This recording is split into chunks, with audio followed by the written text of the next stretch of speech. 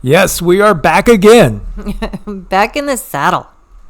Yeah, we wanted to break these up because I hate seeing like a whole video get taken down, and all these different topics, if they're in a particular video, all being wiped away, and then that just feels so wasteful. So we did 2 videos earlier today, kind of inflammatory.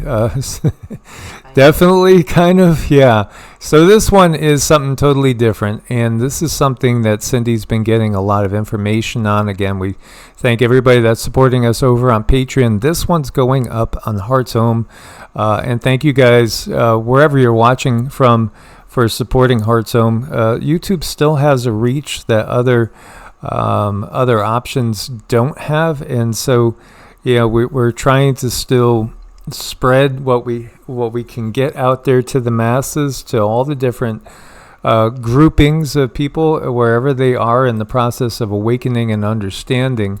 There's massive changes going on the planet right now. Very, very rapid, massive changes. Many of you are very familiar with the chakra system, the 7 main chakras. Literally, there are hundreds, if not thousands, of chakras in the body. Chakras are energy centers.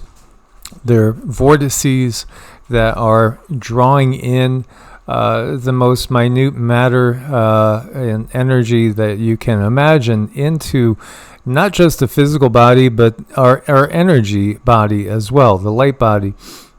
Now, we are anchored into the earth, and we are also anchored out into the cosmos, and we are becoming much more functional, multi-dimensional beings. So you have these chakras, and they are also gateways. They are portals. It is said there's a Vedic deity at each one of these chakras, guarding that portal and also helping people to navigate through the portal. And so, that is an interesting concept, and it wouldn't be necessarily just a Vedic deity, because, again, that's just one labeling system, as there are countless worlds out there, there are countless universes out there, and there is that which is beyond the manifested universe as well. Before I give this over to Cindy, because she has most of the information, I just wanted to touch on some things. A lot of us talk about higher self, and maybe we don't actually describe what that is, but the higher self is that aspect of us which can actually have multiple incarnations going on at the same time. I've shared with you guys that I do believe that I have a co-incarnation going on somewhere, perhaps in Singapore or over in that area. It feels like it's Southeast Asia. And that individual, I would say, is probably about 30 years younger than I am, is what it feels like. But I've actually seen myself looking through that being's eyes. And we can do things like that. And in other ages, we are so much more aware of everything that's going on. We have the conscious mind, and then we have the subconscious mind, and then we have the unconscious, then we have the superconscious, and we also have this one ocean of consciousness. Because again, each one of us is like one of those drops in the wave that's rushing up and splattering up on the beach, that ends up coming back into the ocean over time. You could think of it as the rain, the clouds, and then the rain comes down, and the rain might pool into a river, which might pool into a lake, and some point in time is eventually going to be back in the ocean.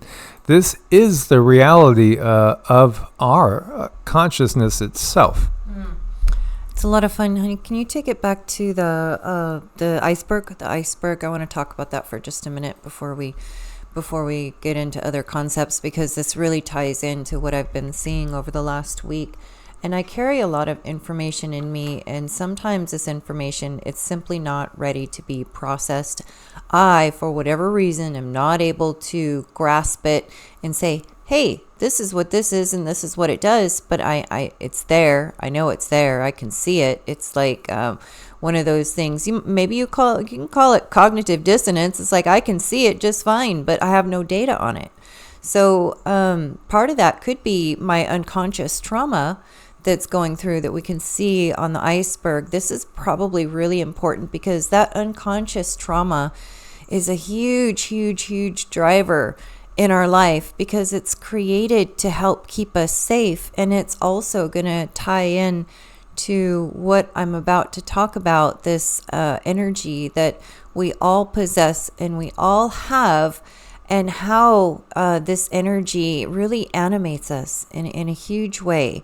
But the things that happen in our life that create the trauma, that stop us from moving forward, and it really stops us from being our best self, really. But this mechanism, it's like a safety latch. It's like, no, I don't want to do that again. Remember what happened last time we did that? I ain't doing that again. So a lot of times that's the driver of our world. That's the driver of our natural world that we live in, is that trauma. So that's why, for one reason, we want to heal that, because we don't want trauma to drive everything we do. Absolutely not. At least recognize it, so if you can recognize it and say, hey, that might be holding me back. Now you have acknowledged it. That's such a huge step. It's like, okay, it might be holding me back. Let's take a look at this. It's holding me back. Do I let it hold me back in this situation, or do I push past this fear? Am I able to push past this fear? And you can go through a whole cascade of questions with yourself. And these conversations with yourself are very important. They're very important. A lot of people maybe don't have time, or they think it's silly, or they think it's just not useful. But it's very useful to sit down and have talks with yourself. Believe me, there's plenty of beings out there listening when you're talking like this. So higher self is that part of yourself that's going to act in the highest and best interest of all. And not too many people float around in the higher self and are able to act in the highest and best interest, nor are you supposed to. I mean, we're all meant to be different. We're all different snowflakes, but we come from the same snowball in so many ways. But this energy that I've seen, it's something that I've called the assembly point, and it's something that I've seen in energy, but I never had a name for it, so I didn't know what to call it. I didn't know really what it did, but it's like an energy ball, and it's about 3 feet out in front of you, and it connects you to the other realms. It connects you to planet Earth. It takes in information, and what I see it doing, it's like the end point of a Merkaba, and it's sticking right out there. Maybe it's an antenna. It's like an antenna, and it receives information from the universe or from the universal mind. It processes that information, and that information, depending on what you have been through in this life and how that point has been assembled, that is what is going to animate you, and that is what is going to drive you. And we've been very limited for a long time with not all of our chakras being online, but we have extra chakras coming online now, which means that assembly point is doing a lot of work right now. It's doing a lot of processing. People are doing a lot of thinking. People might be running into roadblocks. People might be running into problems for them to process through. But this is your assembly point, and it's rearranging itself. It's connecting you to those other chakras, and that takes processing. It takes energy. It takes guidance. It takes going within. It takes everything you got. If you really want to dig in and dive in and take on this information, it's there. You're ready. Just do it. Just take the step and allow this assembly point to bring the information that you really need to better yourself, or to make different decisions, to I like to say level up, like in video games. Are you ready to level up? That assembly point is getting things ready now. So it does take a lot of processing on your end. And how do we process? You know, there's all kinds of ways to process, and one is talking to friends. Another is writing things down. Another way to process is going within and being quiet, mind, body, breath. Just to be silent is processing. That, to me, that's probably the best and most effective way to process is meditation, silent meditation, moving meditation, something like Qigong, and something we call standing or embracing the tree. That's huge. That's huge. That really helps that point process. You can also there's also energetic things that can be done, the energy workers can do to help that point in your life process more information. If there's blocks there and if they're ready to be removed, they can be removed. I did see someone yesterday. She had these 2 points of information were coming down to her assembly point. It was stopping and it was going back out to the universe. It was coming back, it was stopping, it was going back out to the universe. This means that information is ready to express itself at some point. It's just, there's things in her life that are going to keep tapping her on their shoulder, and that's the assembly point. It's going to keep tapping and saying, we're ready to come in and we know that you're ready. So there's a lot of little things happening to her, and this is what is going on. It's that energy coming into the assembly point. It wants in. It's ready to come in. And her higher self is the one who's deeming, okay, this is ready to come in. So we're just going to kind of irritate you until you figure things out. So if you've had a lot of problems lately, if you've had a lot of challenges, if you've had a lot going on, this is probably what's going on, is your assembly point is rearranging itself. People who have a very low sense of self have a lot of damage to that assembly point. Children who grow up in traumatic situations, children who have had their identity taken away. And, you know, even religious institutes, they have a way of really covering up that assembly point and taking someone's identity away. So it really is your identity to such a high degree, and it's sacred and it's yours. And it's something that animates us, and it's very, very special. So I'm glad to finally be able to understand this, see it, get the information out there, and so people can kind of understand what's going on in their energy, because I see a lot, but I am able to process what's most important at that time. And this is what we have going on. So what she's talking about is really a connection to ourselves, even beyond the physical universe. It really is. And that's something that maybe a lot of people don't still have a conceptualization for, the fact that we are even beyond this matrix. It is. It's information that it's far beyond. We are made up of layers and layers and layers and layers of information, and it moves its way down to the densest form, which is us, the slowest vibrational form of plasma. And we are animated, and all of this information is what comes in and animates us. And it's very unique and very different, and we are all made to be unique and different.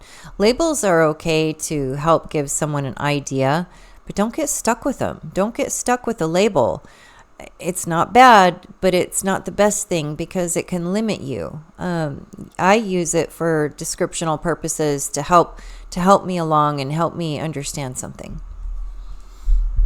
Absolutely. You know, again, when we get caught up in labels, it can become very dogmatic and actually restrict the consciousness from expansion.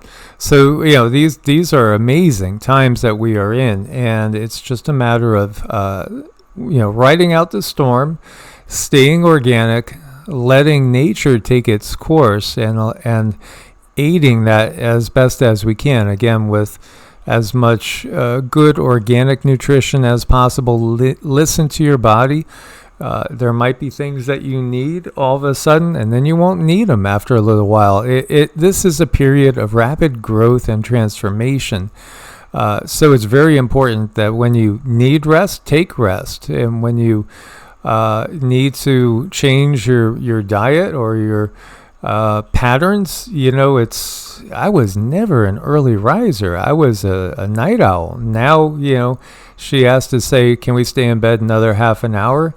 Because the sun's still not up. It's not going to be up for an hour, and I'm ready to go. It's weird. This is not the old me, but it's all part of a changing universe that we find ourselves in. And I think the change in the Yugas is way more expansive and vast than we can comprehend. It literally is. When you think about this, as Cindy was describing all that, I'm visualizing kind of like a black hole leading to the void, that which is not manifest, opening up and allowing into our manifested universe and our reality anything and everything that we want to try to manifest that we don't even have conceived yet, or and there's no preconceptions about it because it's the unmanifest. So this is really huge when you think of it in those terms.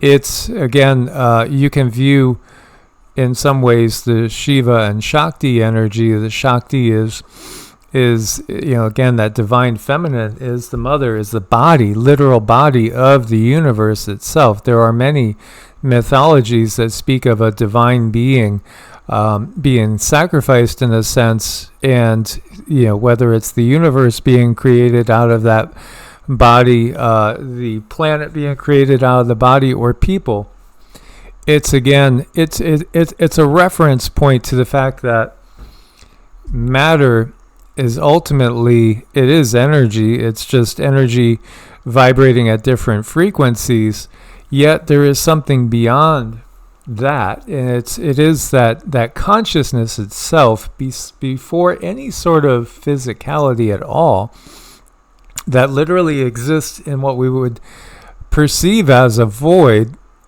which is really the potential for anything and everything that could ever be conceived. And we're kind of hooking up into that. So we're hooking up into all new potentials, all new possibilities. It's a lot of fun. We're stepping into a new time, and manifesting whatever you want right now is a really good idea. And it is that preconceived ideas that are not manifest into your reality yet that I find fascinating. Things that you don't even think you need that are going to show up at your doorstep. Information that you didn't realize existed, or ways of living that you didn't think were possible. Big changes in your life are coming, and it's a good thing. It's a celebratory thing. Allow your higher self to work on that assembly point. You work on that assembly point. Blocks are about to be broken. Many people are going to make some serious breakthroughs and come into some new ideas with the new energies. It's a great time to be alive. Thank you guys for being part of the journey with us. Source bless and namaste. Namaste.